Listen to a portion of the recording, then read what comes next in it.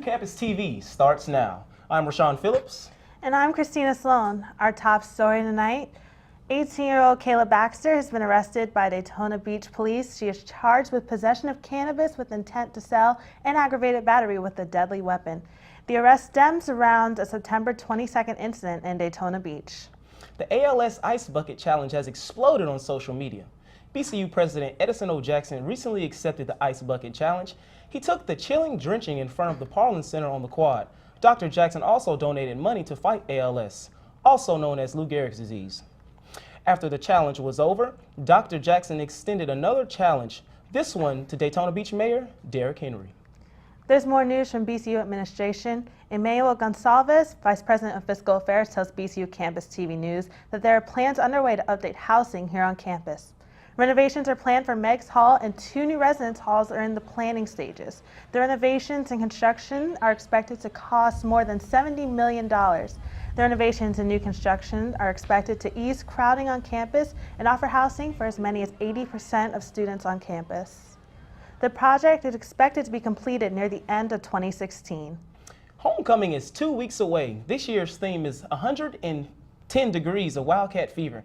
Bethune-Cookman will be celebrating 110 years of greatness.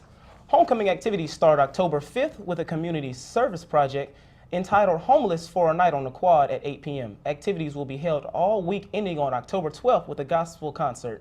You can pick up your tickets from the Performing Arts Center until 4 p.m.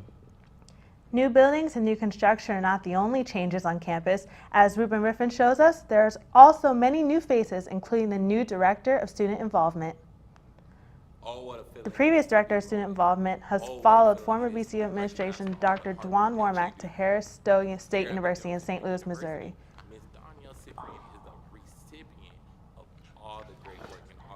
Bethune-Cookman's campus is revolving in many areas. In addition to new positions and places, Dwight Sanders tells us about the extended hours of the library and TV studios on campus.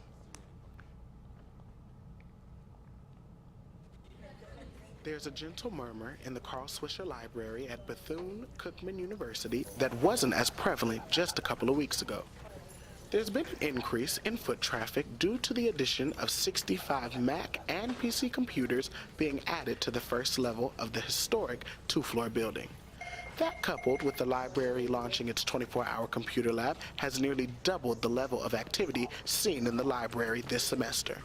Students like Baldy Sharp are celebrating the new opportunities afforded by the change. It's a personal testimony for me because I don't own a computer, but because of the 24-hour access to the library, it allows me to do my homework or assignments 24/7.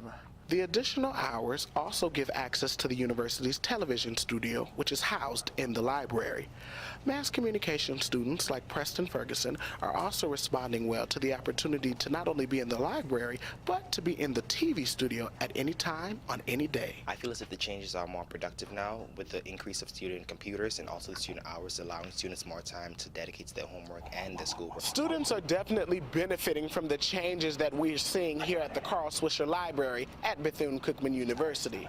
With academic support like this, students are improving their study habits, and there's a general increase in morale and academic excellence on campus. We'll be seeing an increase in GPAs in the following semesters. I'm Judah Dwight. This is BCU Campus TV News.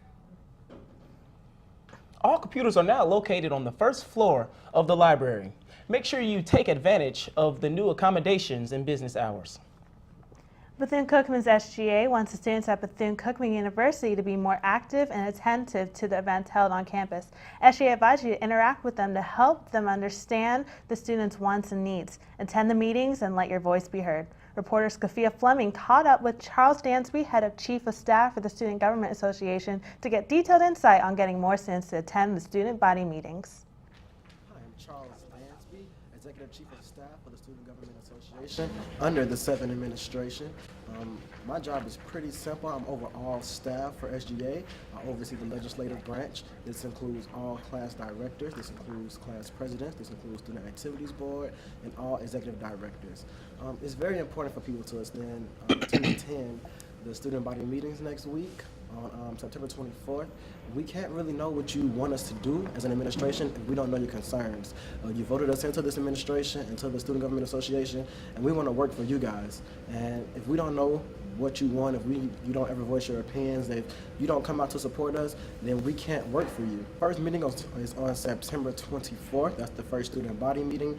But every single Thursday at 6 o'clock, we hold general board meetings. That's where you can come in and you can just hear updates about what we're doing as an administration.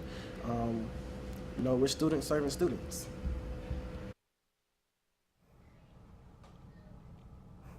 Bethune-Cookman's Mighty Wildcats have been busy this week. Here's Jacars Harris with the updates in Cookman athletics. The women team were invited to HBUC Nationals earlier this week. The Wildcats men's team went in second place, 1 point behind the champions North Carolina Central. The women's team came in first place. The Lady Wildcats volleyball team traveled to Prince Anne, Maryland, and picked up 2 big wins before losing to the University of Maryland, Eastern Shore, and Rider. The Wildcats football team traveled to Orlando to play the Tortitos Fiesta Bowl champions, UCF. Both the Wildcats and Knights got out to a slow start, with BCU holding on to a 7-3 lead at the end of the first quarter. It was all UCF at that point. UCF blew out Wildcats 41-7. BCU quarterback Quentin Williams went 9 for 12 for 102 passing yards. He did not throw an interception.